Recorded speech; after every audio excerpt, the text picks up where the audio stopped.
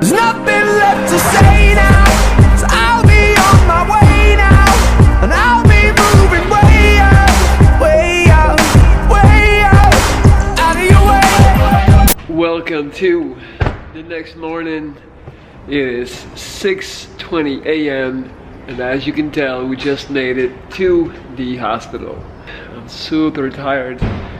Can't wait to get this over with and for them to start cutting. Hospital in the back, looking pretty. I think the hardest, the part that sucks the most is when you wake up and for the first few seconds you're not really sure. You don't really remember where you are. Then you'll, you know, like 5 seconds in, it starts dawning on you that you're in the hospital. All right, I just had surgery performed on me, and then you go and feel on whatever area that they cut you, and this basically is going to be like a bunch of hard stuff, like metal stuff, band-aids, bandages, things like that.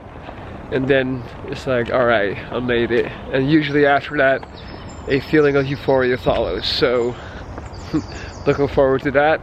I've been through it many times, so I know exactly what to expect. In about 35 minutes, they should be coming to get me already. So let's go. Made it to my room. Not gonna film in there because obviously there's other people in it. So right now, I have been told to put on this skirt. Yeah, let's do it.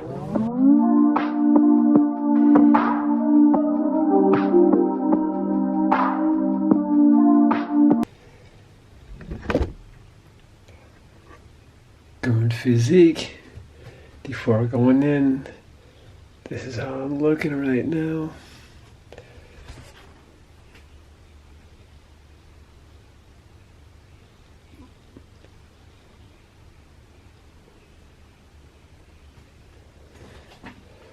Not too shabby.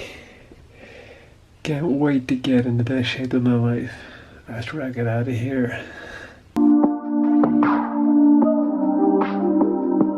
Alright, there you have it. All good to go. I ain't never on no switching side shit. Still up 3 a.m. I'm on that night shit. Police on my left, I'm pulling right, yeah. We still up 4 a.m. The next morning, feeling rough. The pain medication from the surgery has worn off, so now I'm in a lot more pain than I was yesterday after surgery. I didn't actually sleep much last night. As you can tell, pretty exhausted, and I didn't get anything to eat last night either, so I didn't eat anything all day yesterday. And then this morning they just gave me like 2 cups of yogurt. So as it turned out, the surgery went completely different than planned. When my surgeon opened up my jaw, he noticed that the bone was in a way better shape than he thought. So he decided not to insert the device that I was talking about, not to insert the so-called distractor, that's what it's called.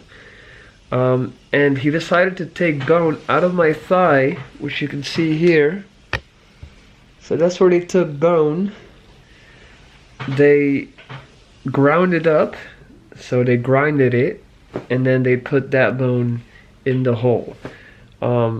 That was the original, like that was a, I'm having such a hard time formulating my thoughts. That was the original option, but he figured that the hole was too wide for this to work. But then when he opened it up, he felt like that would be, it could work after all. And it's a way better solution, it's a way better option, and it's way less drastic and way less painful and severe than putting in the distractor. Not to mention that the distractor device would cost me 3,000 euros that I would have to pay myself, whereas now everything is covered by my medical insurance, which does not cover things like the distractor. So in every single way, it's better. It's a more positive scenario, as I also won't be walking around with a pin sticking out my chin. That is, of course, if I haven't died of starvation by then. That's one of the hardest things for me to deal with in the hospital. Like, they just don't understand my needs in terms of food. And this is a fight that I've been fighting for years. Like, I remember being in the hospital a few years back and trying to convince my dietitian. So they have these dietitians here, and they basically tell you, like, I remember actually a few years back that I was fighting with this dietitian that was trying to tell me that I only needed about 1,800 calories a day or something. Obviously, me being so heavily involved in the bodybuilding and gym, like, I knew that my maintenance level was around 2,300, so I was like, no, I need a lot more. But it's an ongoing struggle to get sufficient calories in, as in these hospitals, they try to lowball you and just give you the bare minimum.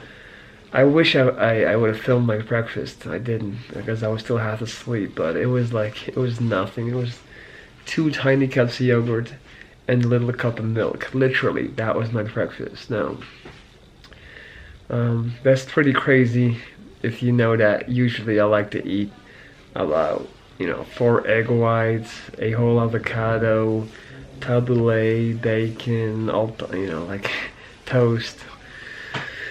So yeah, anyway, I should be going home tomorrow, so it's not all bad, definitely not. It's actually all good. I'm just too tired to try and sound positive, that's why.